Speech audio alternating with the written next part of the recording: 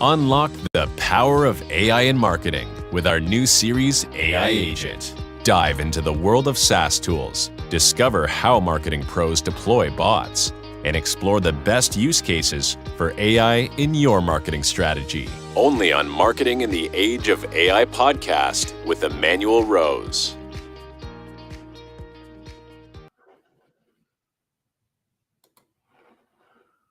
Well, thanks for tuning in today as we continue to dig into automations, agents, bots, and hopefully at some point agentic AI, but that's a little bit still in the future. We're going to talk today with Erika Stanley, who is a dynamic force in the world of marketing. And let's see. With a rich background in blending creativity and analytics, Erika has made significant strides in helping businesses navigate the complexities of modern marketing strategies. Her expertise lies in harnessing data-driven insights to foster authentic connections between brands and audiences. Join me today as I explore Erika's innovative approaches to AI and marketing. Erika, thank you so much for spending some time with me today. Thank you so much for having me. I'm happy to be here.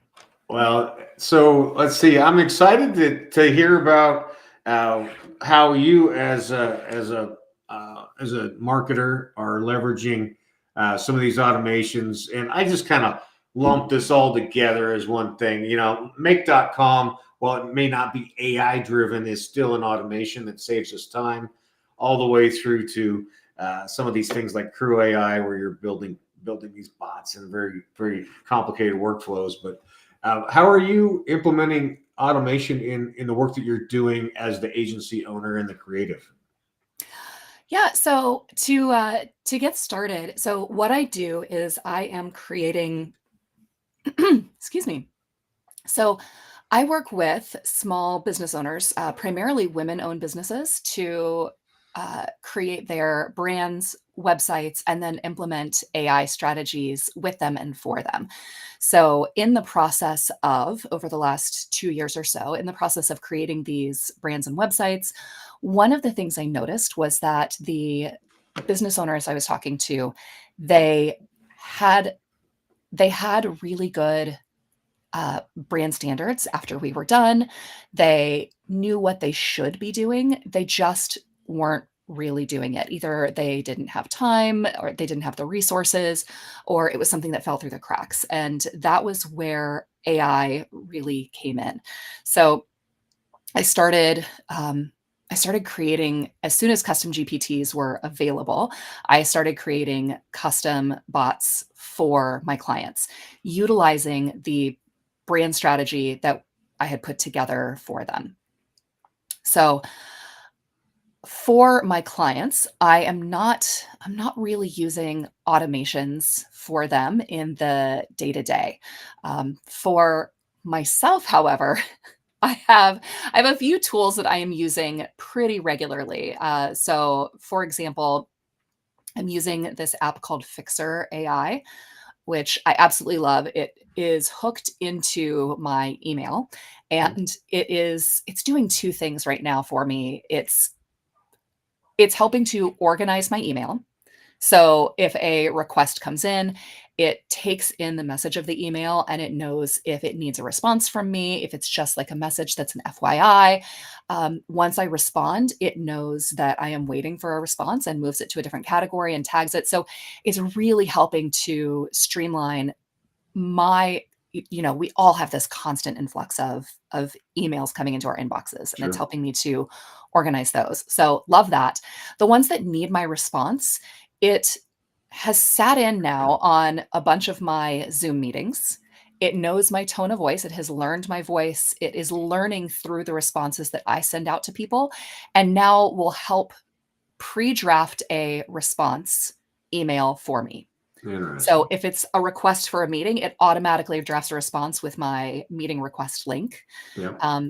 Yeah, so that, oh gosh, that has saved me hours, and I absolutely love it. So I would say that's probably the number one AI automation tool I'm using right now. Yeah, that's pretty cool that it is building the warehouse of of your responses and then drawing on that in order to respond for you. Yeah. Yeah. Well, that's interesting. So, are you a Chat GPT person, or which of the LLMs have you focused your attention onto?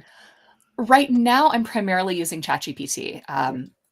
It feels like, since the LLMs became more a part of our daily lives, it feels like they have flipped back and forth. So Bing was doing great things for a while, and then ChatGPT, and then Claude jumped in, and they keep going back and forth with all of their updates. Right now, I'm all in on ChatGPT. It feels like OpenAI has done a really good job of staying on top of user requests, and has made improvements. Their new O3 Mini and the advanced reasoning is phenomenal. The responses I'm getting out of it are just so in depth. And the fact that you can see its reasoning as it's providing responses to you Right. is also really cool, because if there's a gap in its reasoning, if it interpreted something the wrong way, you can now see exactly where it went wrong and correct that, and it will correct its response for you in a much more transparent way. Whereas before we were kind of just guessing, where did you get that? Why did you think Right. that? Now you can see all of the reasoning behind it. So that's been great. They also released a few months ago, they released projects with folders, which Yep. is, gosh, that has been incredible. Being able to organize all of those chats, um, and to use them as then source documents for uh, additional chats. So I hear a lot of times that people are training their GPT over months. No, you are not. No, you're not. People think that they are training ChatGPT over months.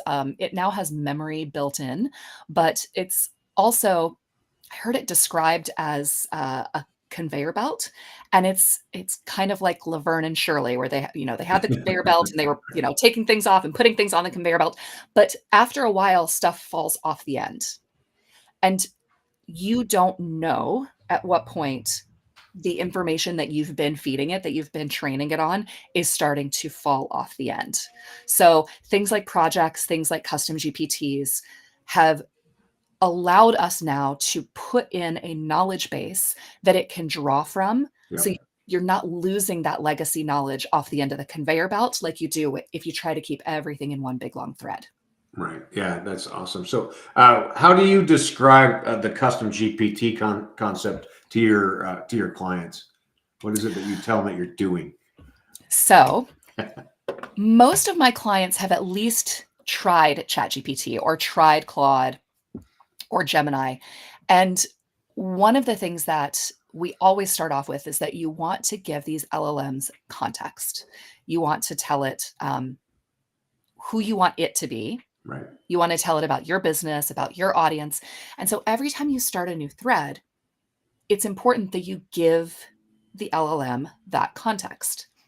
By creating a custom GPT, you are now putting that context in. So it's starting with all of that legacy knowledge before you even start a conversation. So imagine, and I'm just going to use ChatGPT as the Kleenex, right? Sure. Yep. Talking about all LLMs, but I'm just going to say ChatGPT. So imagine ChatGPT is an intern on their first day. They're fresh out of school and full of knowledge, and they're really, really willing to help, but they don't know anything about your business. They don't know how you like things done. They don't know the ins and outs of your audience. So you're going to give them that information. They're not necessarily going to get it right, right out of the gate, Yep. and they're going to need more information. So intern day one. By creating a custom GPT, you're able to feed it information. So now it's a 1 year, 2 year, 5 year employee that has all of that knowledge base built up. They know about your business. They know about your company culture. They know all the ins and outs of the services and the products that you have. And so by creating a custom GPT or creating a project, you are giving it that foundational level knowledge that it can now pull from, so that you're getting more accurate and richer answers that are in line with your business and your brand. And then in the when you're doing your brand roadmap, you're building an ICP, ideal client profile, you're building brand voice, you're building these foundational documents that then go into that custom GPT. Am I following? Yes, absolutely. So depending on the client's needs, so maybe the client needs to create email newsletters. Their, content creation, they want it for email newsletters. So within a custom GPT, within the backend configuration, there's two areas where you can add information. And I look at this going back to the intern, right? I look at this as like the employee handbook and the like company knowledge base. So the employee handbook is going to tell them how to act, the dress code, we take lunch at this time, your job is to do this. You're going to be the person that creates the email newsletters. So that is what you can put into those instructions. I want you, the custom GPT, to act as an email newsletter specialist. I want you to use this tone of voice. This is our brand personality, and you're going to act as an expert. So this is how you want it to behave. Right. Then it's got an area where you can upload files, and this is its knowledge base. So this is all of the company information that you want it to have about your services, your products, your brand values, your core values, your messaging, your positioning, all of that. So all of that then goes into the knowledge base. And so you're creating this,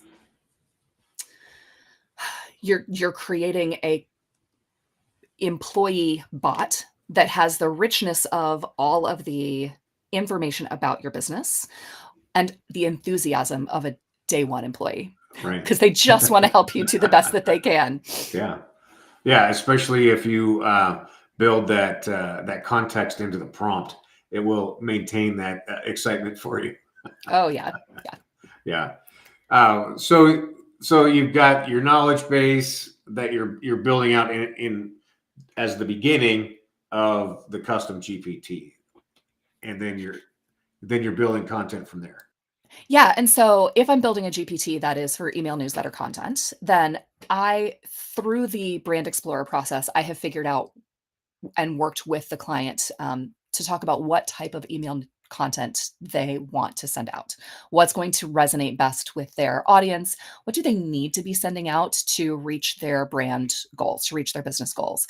And so all of that goes into the GPT, so that when they come to it and say, hey, I need a month's worth of newsletter content, I also have been programming in prompts for the GPT to then ask the user, which has been really, really helpful, because a lot of my clients and a lot of people I talk to, they don't know how to prompt. So I'm prompting the How would they? GPT to ask them. Right. So I love that. the email newsletter one, for example, will ask them, do you have any launches coming up? Are there any special products or services that you want to promote for this upcoming month? So we'll ask them questions like that. The way that account manager would ask them if they were working with an agency. Exactly. Yeah. Yeah. So Yeah, it can that's help awesome. them pre-build the foundation of the campaign before it even starts working on creating the content itself. Yeah, love it. Well, what do you see, or how do you see that these automations that are coming online? What are you seeing that you're going to be doing with agents or bots in terms of either work inside of your agency or with your clients? What's on the roadmap for you? Oh gosh. So I really am excited about agentic AI. And I know that there are, you mentioned solutions like make.com. I think that over the coming year, we are going to start to see native agents within ChatGPT, within Claude. Notebook LM through Google is kind of already doing it. You can do some pretty basic automation stuff there, but I think we're going to start to see them built more natively within those LLMs. I am most excited about being able to take long form content, because a lot of my clients, they write not just articles and blogs, but a lot of them have books or TED Talks that they have written. And being able to take that long form content and put it in and chop it up and have it go into individual places where it can then be picked up by a team member to turn into other things. So, for example, let's say you've got an hour-long YouTube video that you filmed on how to do a thing or how the thing that you do is important. Right. Then putting that into a Google Drive, having the agent go in, take the transcript of that, utilize the custom GPT that you've built that knows your audience's pain points, their hesitations, but also their passions and where those overlap with your area of expertise, Yeah. and to take little snippets from that video and turn it into shorter form content. So for Instagram, a little piece of it, and come at it from a different angle and turn that into a short email newsletter. Right. And then plop those documents into separate Google Drive folders, which can then be picked up and turned into an email newsletter, turned into a social media graphic that's then posted by your social team or posted by a different agent. Right. So Yep. all of those things. And I know Zapier is being utilized for things like this as well. I know make.com. I think native in LLM agents are going to become more commonplace over the next year. Yeah, that's very likely. I agree with you. I think the key distinction here is that, right, like these agents or bots that we direct, like Zap or Make or something like that, we're very in tune with the process, and we're kind of managing that process. The agentic, which is where this bot is actually going to act on its own and do activities on its own, almost nearly sentient in some respects. That is that's what will be interesting to watch, the development and how we manage the agentic part of it versus the agent part, I think, in my mind. Absolutely. Have you seen any of the demonstrations on OpenAI's? Is it Operation? I haven't seen that yet. No. So they are building it. They are building an AI that will act as you, that can actually, Right. the example that they give during the demonstration is that it will go in and book a plane ticket for you. Right. That it knows the day you want to travel and where you want to go, and you've got most airline points over here. And so it can go in and find these 3 flights for you, but this one it knows is going to be a little too early, and then this one's got a big long layover, so this is the best option. Yep. And it will stop and ask you, are you okay with this? All right, let's find you a hotel, and can find a hotel based on, oh, you're a Marriott person. So all of those things. I think that's awesome. Yeah, I think that we are just at the very beginning of that, for sure. of using the agents to perform tasks that have always required human interaction. And the more context we're giving it, so it knows that I am a Marriott Bonvoy person. It Yeah. knows that I have a bunch of United points. It knows that I don't like to be at the airport at 7 a.m. And Right. so then it's going to make decisions for me based on that information. And it's just the next level deeper to the same exact context that we're providing for it with custom GPTs. Right. Yeah. It's just that we, with our brains, we're not seeing all the possibilities yet, but we're right there. We're right, and I'm so stinking excited to be what feels like at the front edge of this wave, and to see what all it can do, and to keep playing, to stay in it, to get a little dirty with it, and get in there and try to figure stuff out, and I break it. Right. I've tried creating things that have not worked. For sure. And it's fine. I think that getting more people to be curious about it, and that's part of what I'm doing with my AI Queen Society, is getting more women in particular to be curious about it and to get in and just play with it and try it out, because the more we're using it, the better we get at it. Like learning to drive, the more you're behind the wheel of a car, the more comfortable you get with it. For And sure. so I think that the more people are in it, it's coming, right? We can't stop it. We're not Yep. putting this genie back in the bottle. All right. And so I really want people to not be afraid of it, to not be hesitant, to get in there and play around and try, because if you don't, you're going to get left behind. You're the Yeah. person who's still using the word processor and the typewriter when everyone else has already moved on to their computer. That is a great point.